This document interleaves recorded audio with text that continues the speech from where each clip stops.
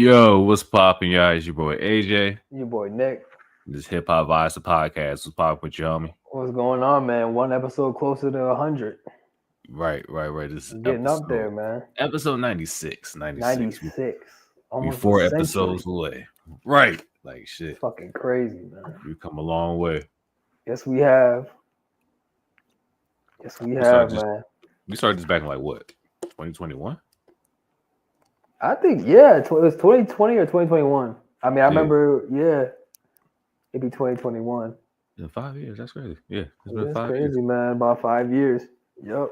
We're almost at 100. I hope everybody's there for us for a 100th episode. Yep. It'll be a celebration. Right. We're going to get lit. Well, I'll be lit. I'll make sure I'm lit. I'll drink. I'll do what I can, you know. I'll drink for the both of us. But nah, today we got a dope episode for us today. So we're gonna be talking about Little Brother. They're a rap group from North Carolina, Durham, North Carolina, to be precise. We're actually going to the concert tomorrow out in DC. Yeah, so yep. The final, they say it's the final one. The last final one. tour. Right, the curtain call, as they call it. Yeah, so we'll both be in attendance. If you're watching the show and you happen to be going to the concert, you see us, hit us up. Yeah, holla at us. Yeah, holla at us type shit. But yeah, Little Brother, now they're a duo. They used to be a trio. It's rappers Fonte and Big Pooh, and then it used to be Knife Wonder, producer. But then he left, I think, after their second album. Yep. No, he left in 2007. So right before their third album. Yeah. And you can definitely hear the differences. Like at least I can. Like when he was there versus when he left. Oh yeah, for sure. Yeah. I mean, it was still great production all around, but still, you can hear the difference between their first two albums and then like the stuff they definitely. Yeah. Do you have like a favorite project for them? Yeah, man. My favorite project is Get Back. It's after Ninth Wonder left. Right. And yeah, man. I mean, I feel like it's a little bit of a hot take because, I don't know. I've talked to a lot of people, and they don't say that's their favorite, and they also, are quick to cite that Ninth Wonder had left at that time, so it was like a little different. But for me, I don't know, man. That was my fucking favorite one. I think it might have been actually the first Little Brother album that I listened to like when it came out. You know what I'm saying? Like I had to go back to listen to Minstrel Show and the listening. Like so around like I remember my brother's friend, he like loaded up my iPod at the time. And he had that album on there. And I think it might have been like 2007 or 2008. So, yeah, that was the first one I heard when it was like recent. Yeah, man. To this day, I put that on one of my like top 50 albums list. I love that album. Okay. I love that album, bro. So your brother put you on a Little Brother?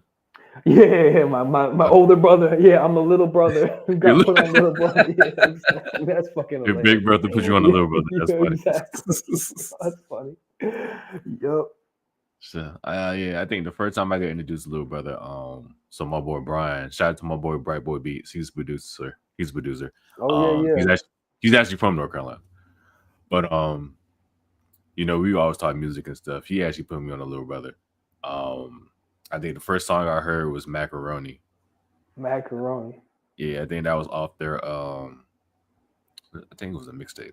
Yeah, I think that was a mixtape. Yeah, Separate but Equal. It was on Separate but Equal mixtape. That's what it was. Oh, okay. I heard about that mixtape, but I don't think I've heard it actually. Yeah, I listened. That was the first thing I heard from them. And then I did hear Get Back because the next thing I heard from them was Good Clothes. Oh, okay. Yeah. Oh, I love that song, bro. Yeah, that's my shit. Yeah. And it's so relatable. Too. That's the key word, man. I was gonna say that later. Yep, relatable. Yeah. And then from there, I think eventually I went back and listened to Minstrel Show. I think that was like the first full album I listened to. Okay, yeah. I'm surprised it wasn't Breaking My Heart because I remember that was the one that I remember, the single off of Get Back that I remember. Yeah. Oh yeah, that was a good one too. Yeah. I remember that joint. But Good Clothes was the next song I heard. off of that. I did hear Break My Heart though, but yeah, it was Good Clothes I heard first. Man, I love that album, bro. But like you said, relatable. That's the key word. That's one of the first things I think of when I think of Lil Brother, and why to me they're so good. Mm-hmm. And maybe also why they slide under the radar for some people. But yeah, relatable. Just. And then they talk about just real shit in general. Like, you know, they talk about the music industry, how like nobody's listening to music for like, you know, they absorb or like the actual like message. They just listen to the beat type shit. Yeah. So definitely. So I love that shit. Yeah. And they're always quick to downplay like those type of rappers too, like the mainstream rappers and stuff like that. I mean, of course you got. Of course they're gonna work with some major rappers, like you got Lil Wayne that they work with and stuff like that. But overall, yeah, they kind of keep it underground for the most part. They did, and it's funny because like I always remember like on the Minstrel Show, arguably their biggest song.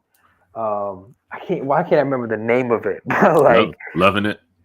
So that song, the story behind that one is an important one to tell because they shot that video and they had some messaging in the song, in the video, that was kind of like fuck BET, because the Minstrel Show, they're kind of like talking a little bit about like entertainment networks such as BET.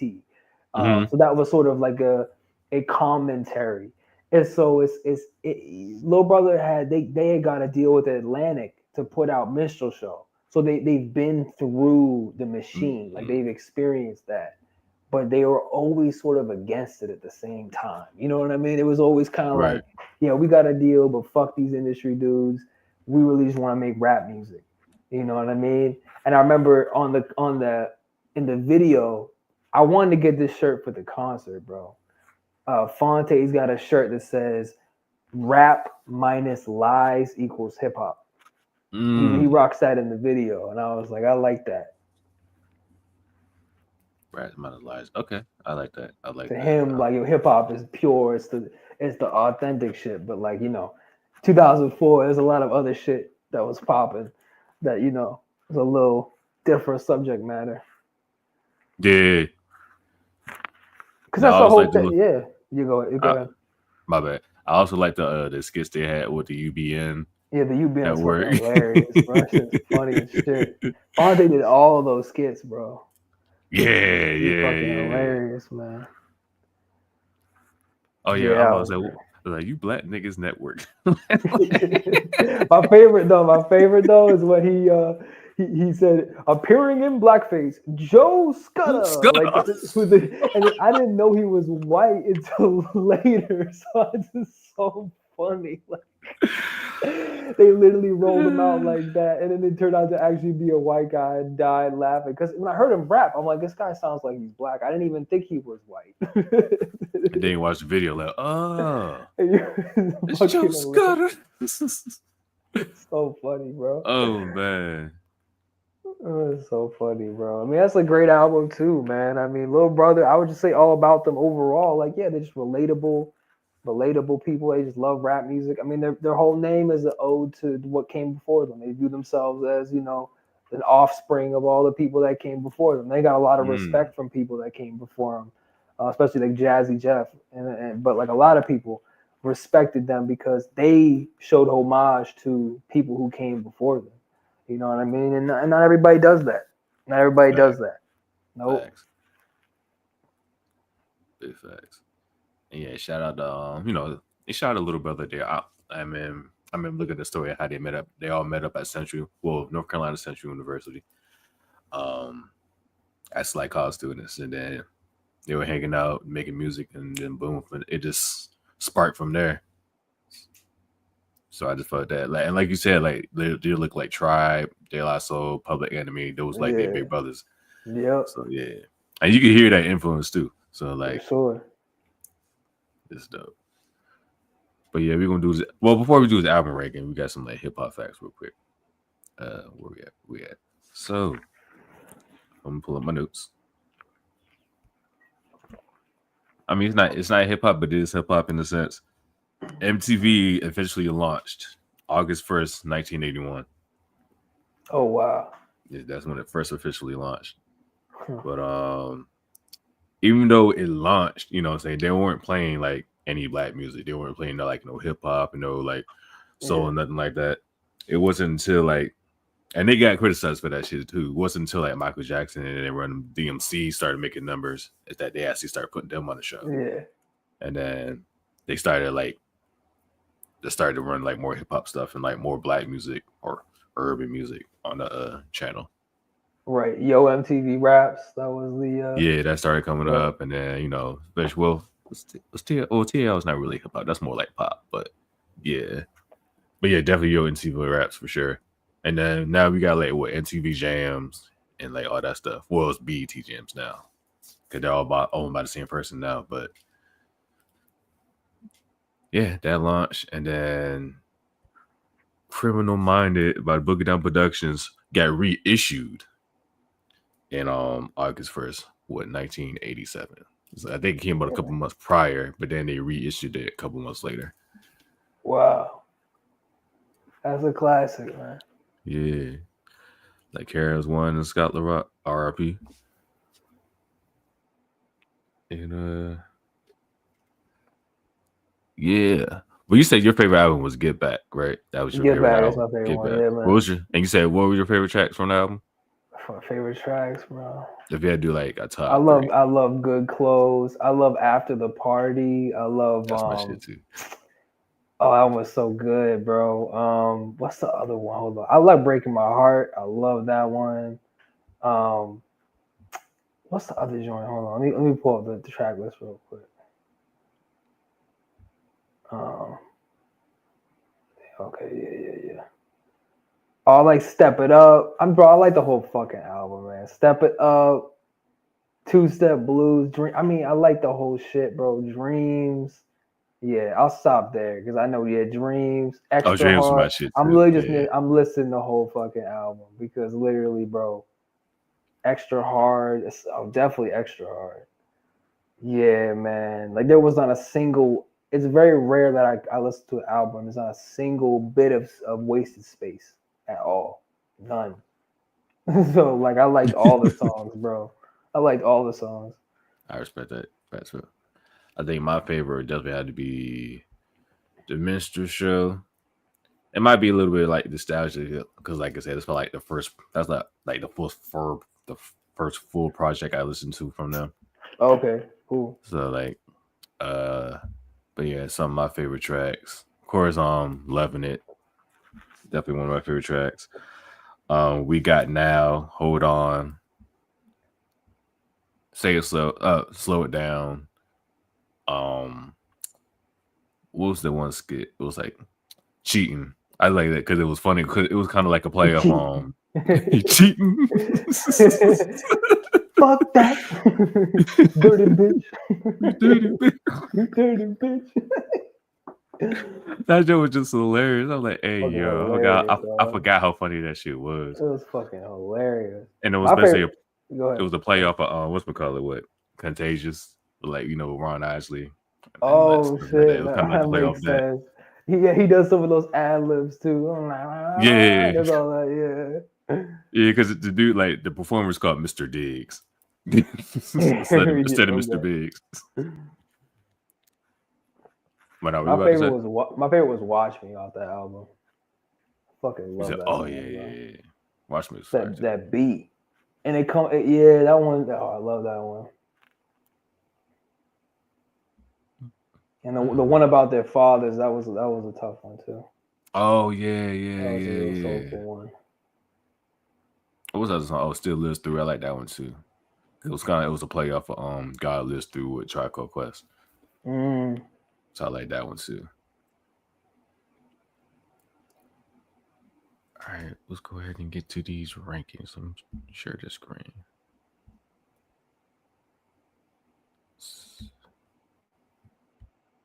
All right, hopefully niggas can see it. I can see it. All right, bet. So first up, of course we're gonna rank them from like bottom to top, or we're gonna rank them in order by like debut and stuff. So first up, we're gonna put The Listening. So, what are your thoughts on The Listening? First off, Oh, I like The Listening, man.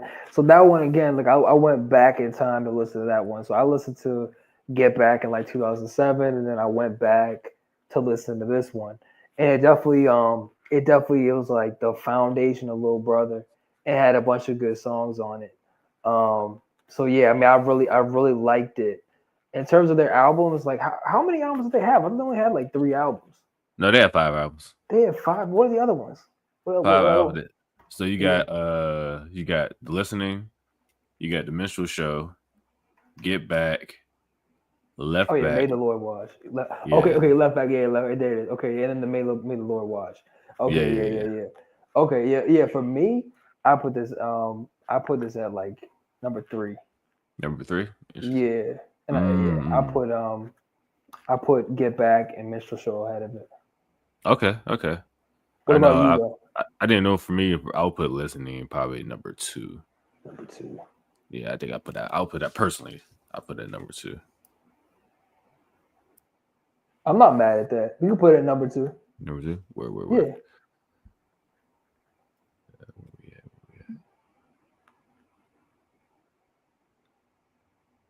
Boom. All right. Where? All right. Next up, we got the most acclaimed album, The Minstrel Show. And I know this album got a lot of flack just because of the name itself. Yeah. Fucking cover too. Right. Because like if you know your history, you know what The Minstrel Show was about. This one. Like Nah, this one.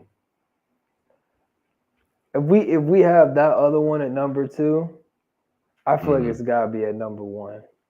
And I know for me, I'll say like I like Get Back the most, but I would argue to say that the Minstrel Show is the most pivotal of their albums. Because I feel like if you had to choose one album just to like encapsulate Little Brother and like what they're about, it'd be this one. You know what I mean? Just the whole theme of the album, like it represents them like to the T. Yeah, like I think even more than Get Back. Get Back's dope, but I would we can put that at number 1 because I also know that's your number 1, right? Yeah, this is my number 1 as well. Yeah. We could put that at number 1. Bet. Where we at? Don't understand. I wonder why. Hey, that sample was fucking amazing, bro. Like they killed that joint.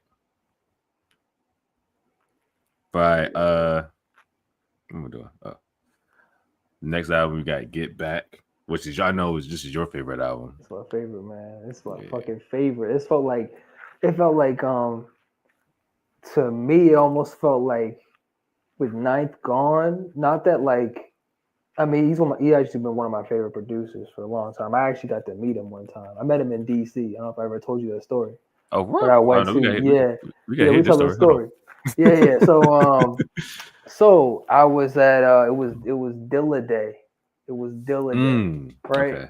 And the Kennedy Center. For people that don't know, the Kennedy Center is like a world-renowned like arts center, and it's in DC, overlooking the river. It's real pretty, really nice place. And they had a Jay Dilla celebration there on like Dilla Day, the day he passed away. I think it's February 10th. So they were celebrating that, and they brought out they had it was like a panel. So we sat down in like an auditorium. We listened to some people talk, and they had I'm trying to remember a bunch of dudes from Little Brother's crew were there. The producer and engineer that Little Brother did a lot of tracks with. In addition to Ninth Wonder's Crisis, he was there. Ninth Wonder was there. Someone said I was sitting next to like Pete Rock's brother, like randomly. He was fucking there. Wow. It's like random dudes were there. Some dudes that were affiliated with Slum Village were there. But it was like a whole like celebration of Dilla. So they just talked about like his production. And like, I'm a producer and I'm a fucking nerd for anything related to hip hop production. So we were just sitting there and talking about just like all the things that Dilla did, and it was so cool, man. I got to ask questions and stuff. It was really fucking cool. And I was just chilling with Ninth Wonder at one point, like after the show, a couple of us were just like hanging out, and I was there with Ninth Wonder, so it was cool, man. He was real cool, super nice, super humble, just talking to people and shit. And I mean, I was so nervous. I didn't say shit to him. I didn't even say anything. I was just listening. I was just like sitting there listening and watching. Like I was right next to him, but I wasn't like I was just listening because at that point in my music career, I don't think I had started my LLC yet. I wasn't like professional yet, and I was trying to just listen and soak it in. Oh, you know who the dude that moderated it? I think he passed away. Combat Jack. Oh wow. He was Okay. that. So he was the dude who moderated the whole thing. Yeah, I talked to him after the show. But rest in peace. But yeah, man, it was so cool, man. Because to me, Ninth Wonder's a fucking celebrity. At that point, it was like what 20.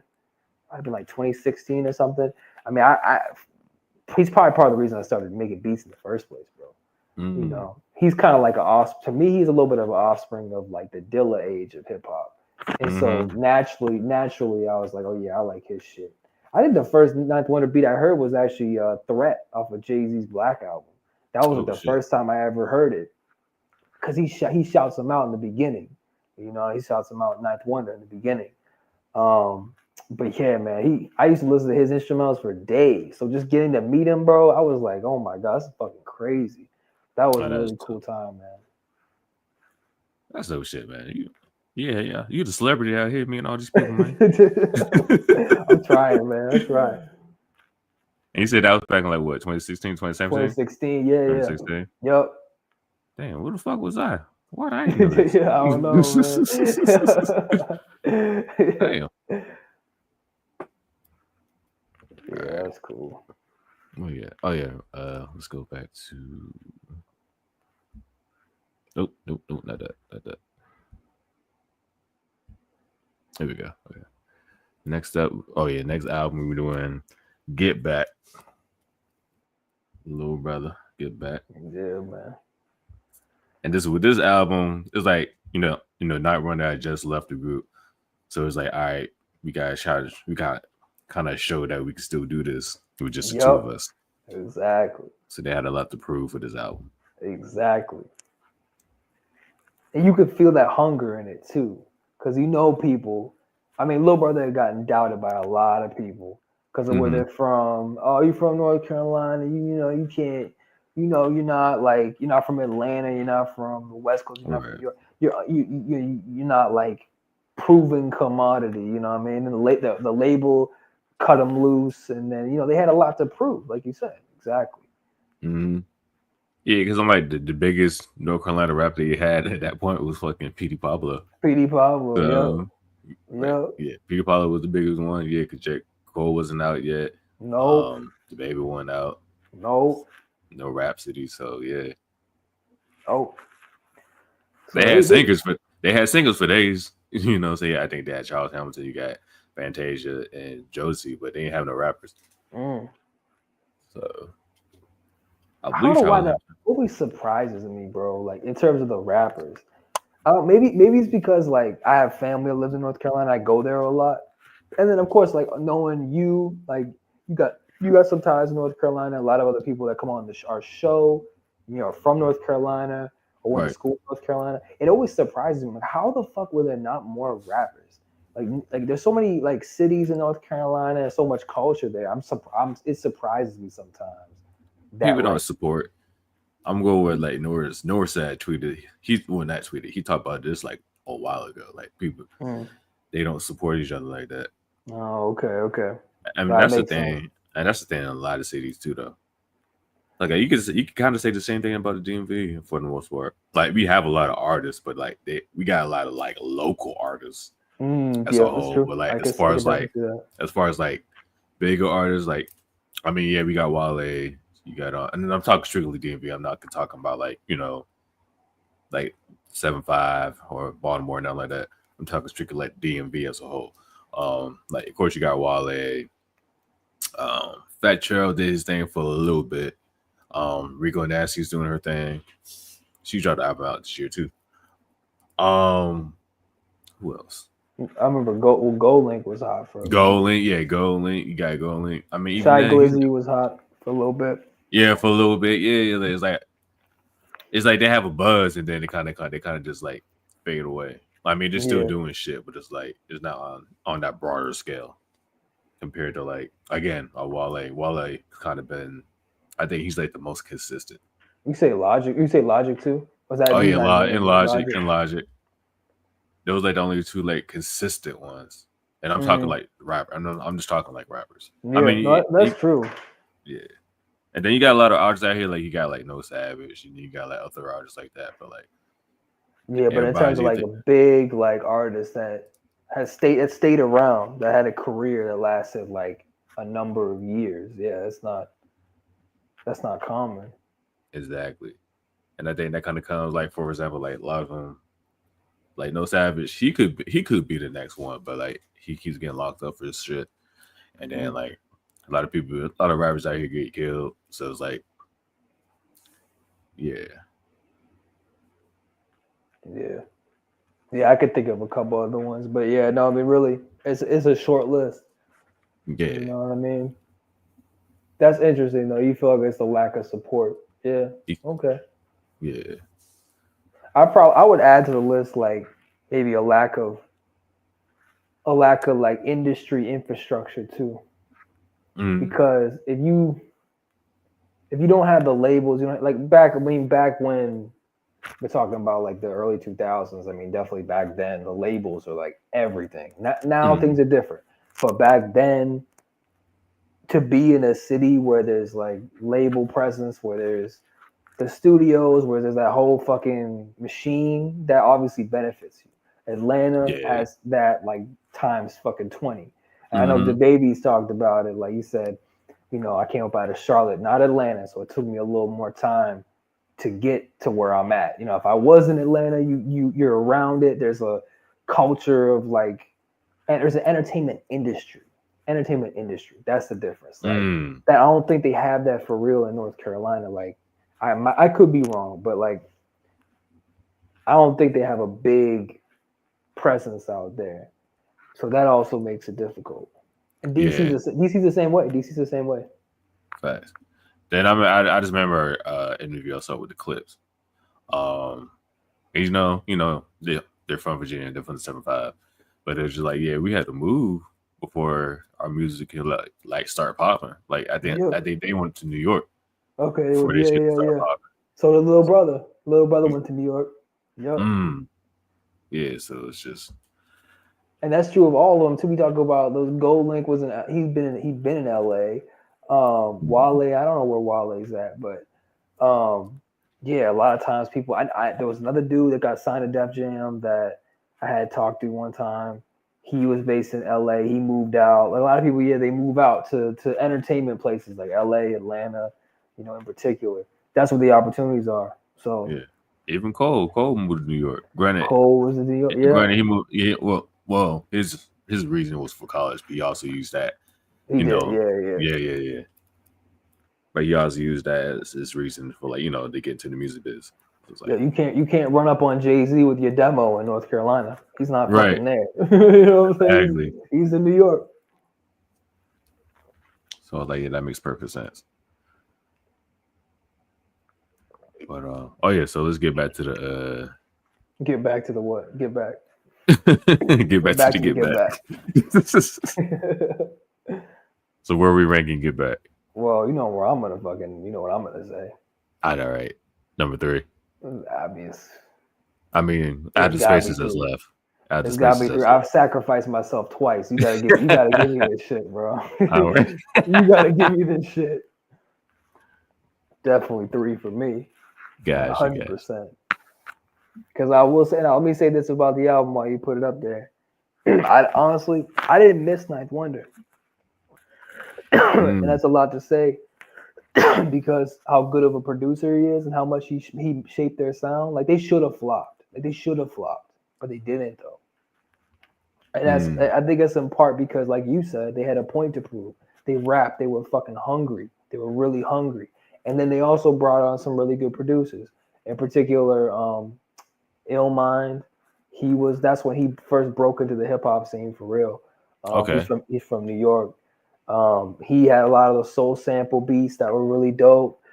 They also had High Tech on the album. They had Ninth Wonder, who's on Breaking My Heart. But they picked some good fucking beats. So that saved them. What you say? They also had Mr. Porter. He's from Mr. Porter. D12. Oh yeah. D12. Yeah. So they had some really good beats. So that saved them. Like if they had like Nas's beat taste or some shit, they would have fucked themselves over. Like no disrespect to Nas, but like sorry, that was kind of harsh. But like, you know, if you don't have that ear for the beats, you could have picked some whack producers and people would have been like, oh man, they don't got Ninth Wonder anymore. They lost it. They're not good. You know, they don't. But no, I feel like they pivoted well and got some good producers, and just rapped their ass off. So no, it wasn't the concept album that the Minstrel Show was with the skits and all the messaging and shit. But it was just a really good hip hop album, and for me, that was enough. Facts. I respect that. All right, next up we have. Yeah, this is where I kind of get back. Yeah. Left Back. That came out in 2010. Only 13 tracks, so it's kind of short. I thought some of the tracks were like remixes too. I could be wrong, but no, same. No, because like After the Party, that was the remix. That was definitely a remix because they got After the Party remix on here. What else did they have? Get Enough Part 2. Oh shit! I remember now. I'm starting to remember a couple of these. Yeah. I think my favorite tracks from here, of course, like After the Party, because it's similar to After the Party on Get Back.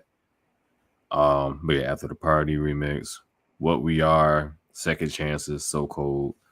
Those were my favorite songs. I love Tigolo for Dolo. That's my favorite one. Fonte was just going off on that shit. And I think it was I don't remember this one quite as much. Like there's some smooth ass like almost R&B one they got that I remember I really liked, but I can't remember the title of it. I have to listen to the song. The R&B one, I think that might be Second Chances. Maybe Second Chances or some shit. Yeah, they had some smooth stuff. And they kind of at that time, I know he was deep in the foreign exchange, Fonte at that point. Oh yeah, so I kind of had a little hints of that. Yeah. Oh yeah, no, Second Chances. That's it. Yeah, it's smooth though. Yeah, I like that shit. I fuck with that one. But see, I wasn't even sure whether we were gonna count it as an album. I'm not saying it's not, but I remember it had a number of songs that were like remixes. A couple of them had like 2 or 3. That's it. But yeah, no, I fuck with it though. I'm a little like, I don't know. What do you think, man? Like between this one and May the Lord Watch, I don't know. Right. Because I like May the Lord Watch. Yeah, that was a good one. And that was like their first album back in like almost 10 years. So yeah, I think for me, I'm gonna put this one last. I was thinking the same thing. Because it doesn't quite feel as like, it didn't feel to me like, it felt like a mixtape for real. It just didn't feel like a cohesive idea. You know what I mean?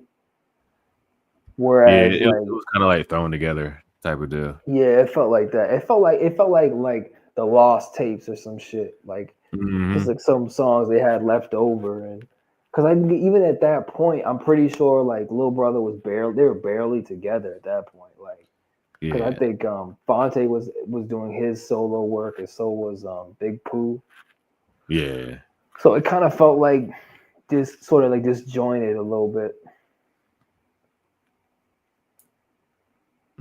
Yeah, definitely. I'm looking at like stuff now. They're saying like, yeah, this might be. They're like, oh, this is gonna be the last album. Like, everybody was busy doing like their own thing and stuff like that.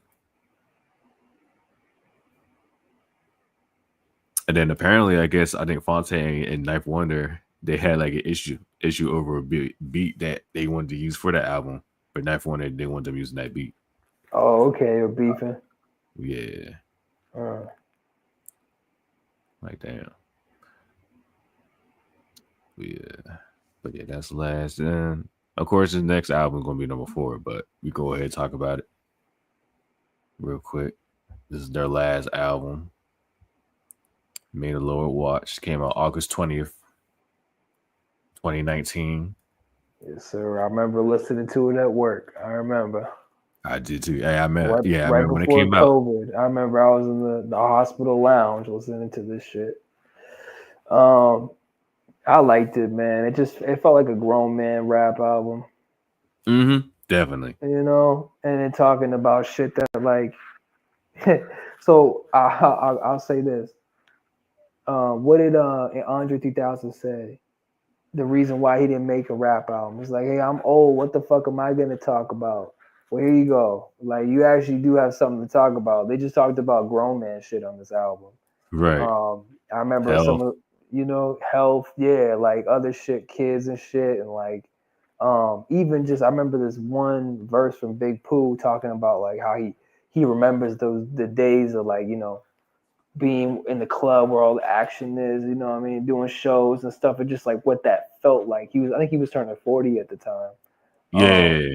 It just felt real, man. It just felt real, and that to me is that's what Little Brother's all about. So I feel like I still like the album. I liked it, man. Same. And I remember they had to skit with Joe Scudder on there. Oh yeah. Wait, how did that one go again? What was it?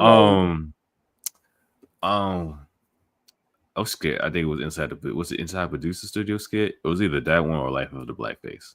I think it might have been Life of the Blackface. I think it was Life of the Blackface. Yeah.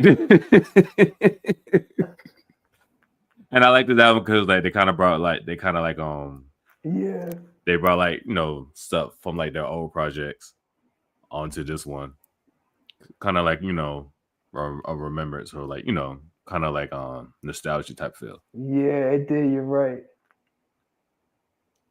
Because I think they still brought up with UBN and all that stuff. Yeah. Then I'm reading, and apparently Knife Wonder was actually supposed to be on this album. But you said what, man? What you said?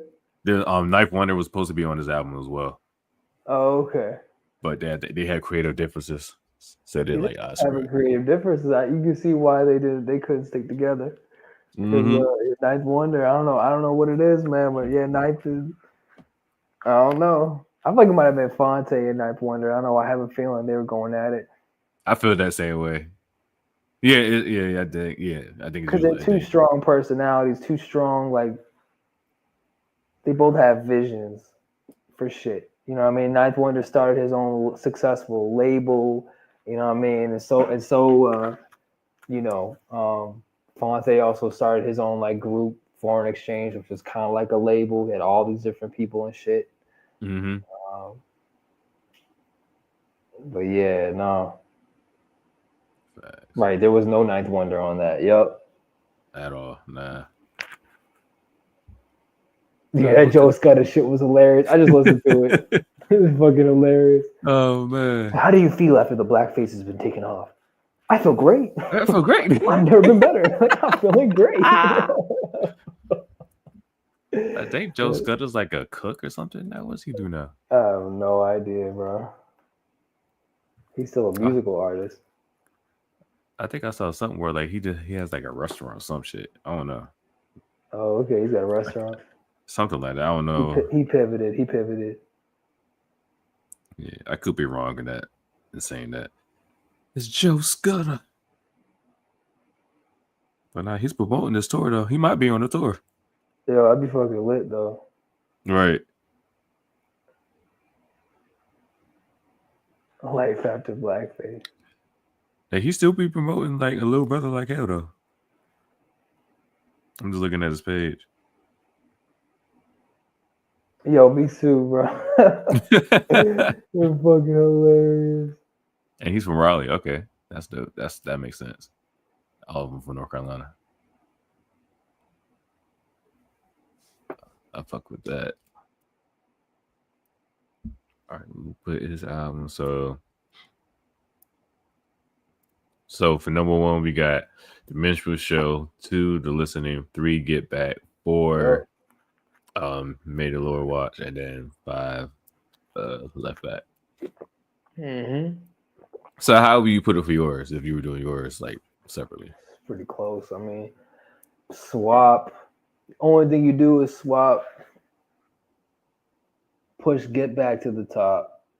Just And push everything then else down. shuffle the other ones down. Yep. We just Gotcha. Get Back, Minstrel Show, Listening, May the Lord Watch, Get Back. I mean, Left Back. Got you. No, I feel that.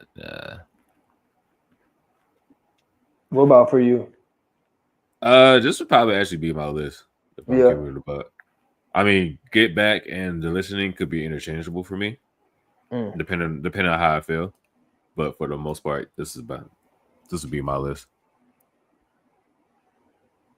Do you think J. Cole was influenced by Lil Brother? I could see that. Being there from North Carolina. That's like the only North Carolina rapper you could look up to as far as like lyrical content. So I could see that. Do they have the song together?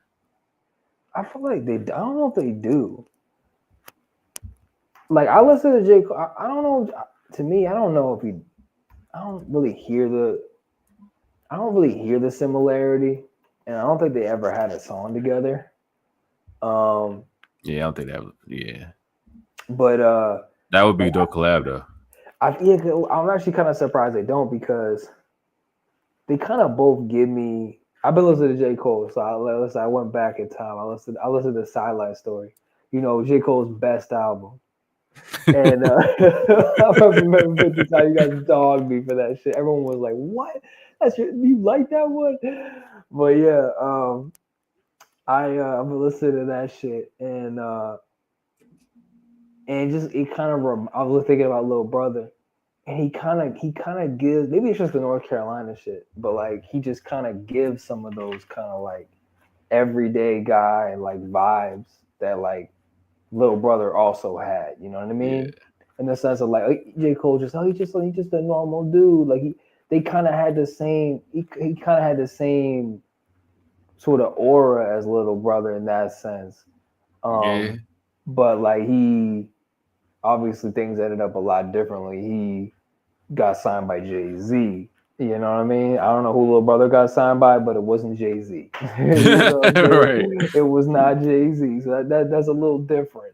You get signed to Rock Nation versus you get signed to an imprint of Atlantic Records. Like that's gonna be a little different. Just a little bit.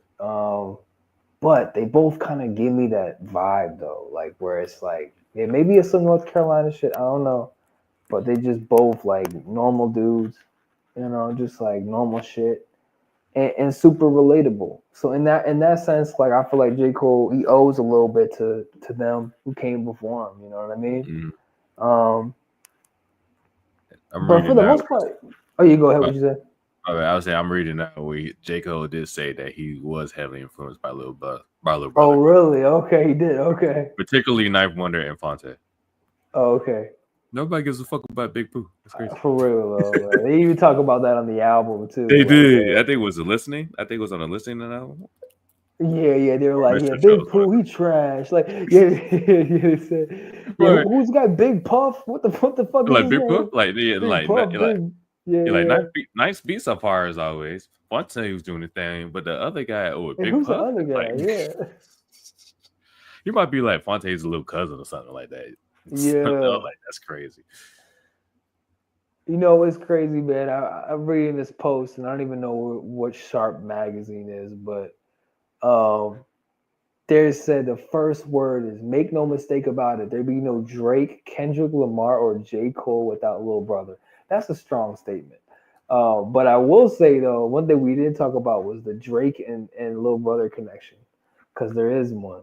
Yeah. And that 2011 Drake won some big songwriter award, and he dedicated that shit to Fonte in 2011. This is with Take Care, and apparently Fonte was supposed to be on Take Care. I don't know what happened, but because like so Drake, that's a huge thing. Like that's fucking Drake. Early Drake when he was doing I can't even remember the first some of his mixtapes. The mixtapes before Comeback Season, I think it was before. Bro, he was heavy into Fonte, and you can hear it too.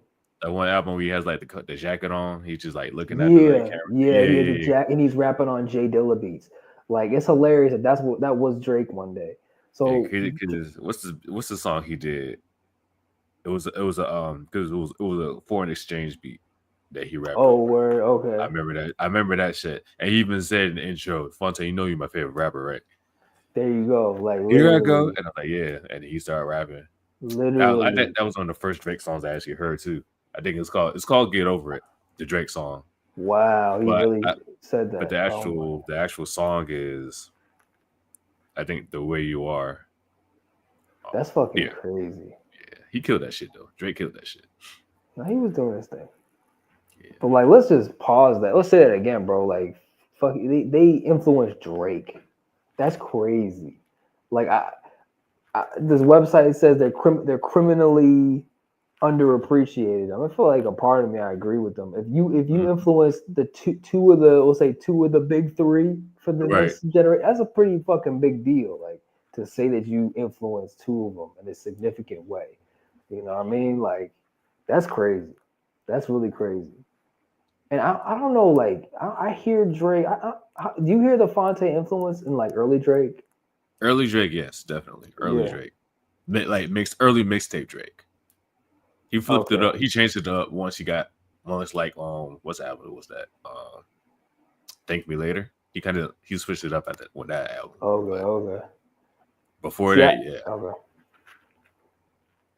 Yeah, I didn't listen to a whole lot of early Drake. I really didn't. My brother was listening to that shit, but even from like the later on Drake, I could hear the, like like After the Party, that song, like Drake would be kind of like the way he, would analyze things and break things down and shit in sort of a I guess emotional way. I don't know how to describe it, but like early Drake, he wasn't just like, there was a little, I'll say there was depth to what he was saying, whereas like it was a little bit insightful. Some of his raps, he talking about relationships, talking about situations, very much like Fonte. Fonte was big about like talking about situations, talking about relationships, talking about this shit. But he was a thinker. He wasn't just rapping. He was thinking too. You know what I mean? Right. And so I definitely hear that in Fonte. And Fonte's one of my top. He's probably my top 10. In my top 10 favorite rappers, bro. Okay. Like for real, I really like him. I still do. Good shit. Yeah, but yeah, this is us giving our flowers to Little Brother. Yes, going like again, as an underrated group duo, however you want to like phrase that, but definitely underrated, underappreciated. Yeah, we're gonna be at their concert tomorrow, so if you see us, hit us up. We're gonna try to get there early so we can get some good spots, because I believe the show starts at 8. Yeah. And then like I'm debating if I'm trying to go to this Clips concert. Oh, word. Yeah, they got a concert next Saturday. Oh, nice. Yeah, where? I'm debating at Eagle Big Arena at George Mason. Oh, okay. So I'm debating if I want to hit that one up. That's cool, man. And then I got tickets to see Ramirez because he'll be in DC. So. Oh, nice, man. That's gonna be cool, man. You have a tour. You have a whole fucking like shit, right? Tour. Right. That's typical for you, bro. That's like I said, you gotta get that. You gotta get the summer AJ tour shirt with all the fucking tour dates, all the things you I went really to. should. That would Get be them the dope. back, like literally all the cons and all the fucking concerts you went to. I'm definitely gonna make a video of all that shit though. Definitely. That's dope, man. That's really cool, bro. I mean, yeah, clips. Definitely see the clips. Look, some of my coworkers, they surprised the shit out of me. I didn't even know they listened to rap music. They're like, "Yeah, that Clips album was hard." I was like, "Wow, cool." I didn't know you guys listened. That's cool. Yeah, that shit was hard. We could talk about that. We should talk about that in another episode. Oh yeah, definitely. We definitely need to talk about that. That album was fire. There was my albums that came out that we got to talk about. Ooh, Paul Wall dropped the album. Whoa. Paul Wall and DJ Fresh. That shit was fire. He killed that shit. I love Paul Wall, man. Yeah, that album's a vibe. I think it's called The Tonight Show. So definitely check that out. And I think not Larry June. Who else dropped another album? Oh yeah, Freddie Gibbs dropped the album. Freddie Gibbs, Alchemist. Freddie Gibbs, Alchemist. Oh yeah. I didn't hear that shit. I heard a song off of it though. Yeah, no, it's fire. That's on fire too. What I listen to? Oh, I meant to ask about I'm listening to old J. Cole, but I'm waiting for the fall off, man. When the fuck is that gonna happen? Right, dead ass, bro. Like, dog, you be hyping that shit up since fucking last year. But yo, he's so fucking big. He can do whatever the fuck he wants at this point. Like, he can really. People are gonna listen. As long as you don't pull a Dr. Dre. I know. You fucking read my fucking mind, bro. I'd be so mad if he did that shit. I'd be so mad. Cole gonna look at us like, yeah. Oh man, that boy J. Cole, North Carolina's finest. Right. Facts. North Carolina's finest. But I need him to drop that shit quickly, expeditiously. And he better not talk about that beef. That's all I gotta say. At all. Fucking let word about it. I don't want to hear let that shit die. About it. Let that shit die. That's unless he's got a diss track for Drake. Unless he's got a diss track for Drake, I'll hear that shit. Right. That'd be funny. No. Oh man. Yeah, all right, man. Oh yeah. We need to do our intros this today either. No, I don't think we did. We just jumped right into it. Everybody knows us. Yeah, they know who we are. They know who we are. Fuck. 95, 96 episodes. Come on. Yeah, I should know by now. But just in case you don't, you know what I'm saying? We're going to go ahead and do the outros. So go ahead. All right, let's go ahead. Yeah. Throw your shit out there. What up, everybody? John B, a.k.a. Nickname Fry, a.k.a. John B. You know what's funny? You're fucking, Nick B. Nick B on the beat.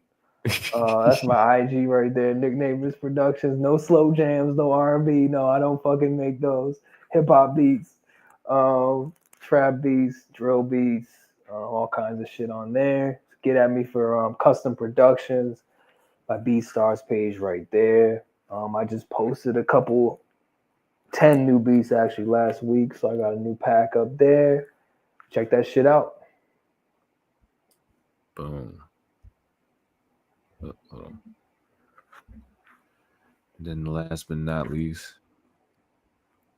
it's your boy AJ, the other co-host of Hip Hop Vibes, the podcast. It's like a trial quest. You got to say the whole thing.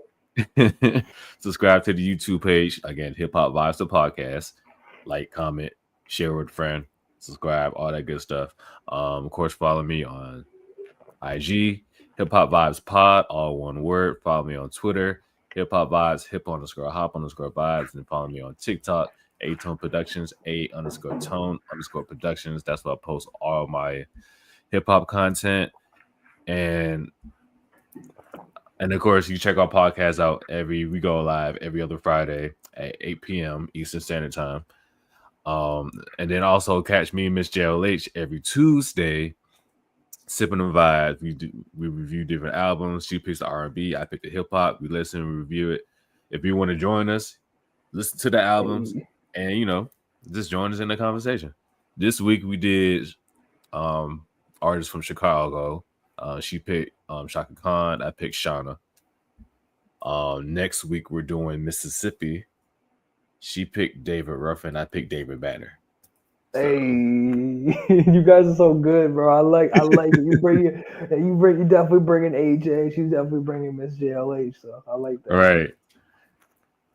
And we be in that shit. We be talking shit. It's like, hey, you know Miss JLH is. So it was always going to be a time with her. So always going to be a time.